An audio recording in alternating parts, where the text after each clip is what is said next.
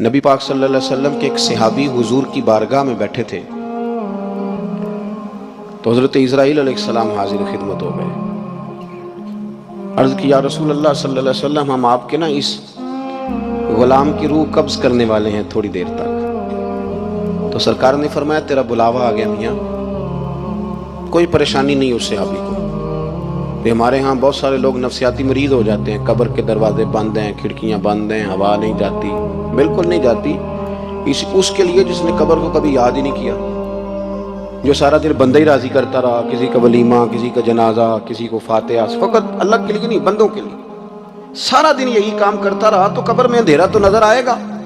لیکن جس نے دنیا سے چھپ چھپا کے رات مصلی پہ بھی عبادت کی اور مٹھی میں بند کر کے کسی غریب کو نذرانہ دیا، آپ یقین کریں کہ اس کو تو پھر ماں پردیس سے آنے والے پتر کا اتنا زیادہ استقبال نہیں کرتی جتنا بندہ مومن کا رب کی رحمتیں قبر میں استقبال کرتی۔ اور حضور نے فرمایا، سنیں جی، حضور نے فرمایا قبر المومن روضۃ من ریاض الجنہ، کھڈا تو کسی اور کے لیے ہے، فرمایا مومن کی قبر جنت کے باغوں میں سے باغ ہوتی ہے، مومن کی قبر جنت کے باغوں میں سے۔ میری بات کی سمجھ آ رہی ہے آپ حضرات کو؟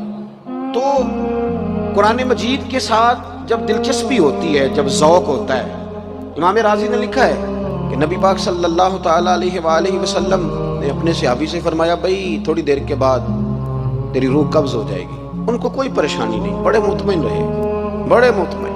مٹی دیں تے مٹی رہنا ہی، ایویں کادی بلے بلے، اج مٹی دے اتے بندے آتے کل مٹی دے تھلے۔ وہ مطمئن ہیں، وہ تیار بیٹھے تھے، بالکل تیار۔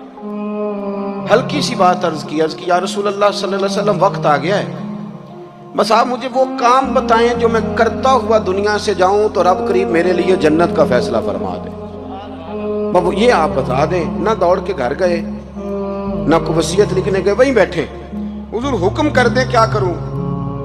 تو نبی پاک صلی اللہ تعالیٰ علیہ وسلم نے فرمایا جا قرآن کے صفحے اٹھا کے لا، تو بیٹھ کے پڑھ اور میں تجھے پڑھاتا ہوں۔ فرمایا قرآن مجید سیکھتا سکھاتا دنیا سے جا، رب بغیر حساب کتاب جنت عطا فرمائے گا۔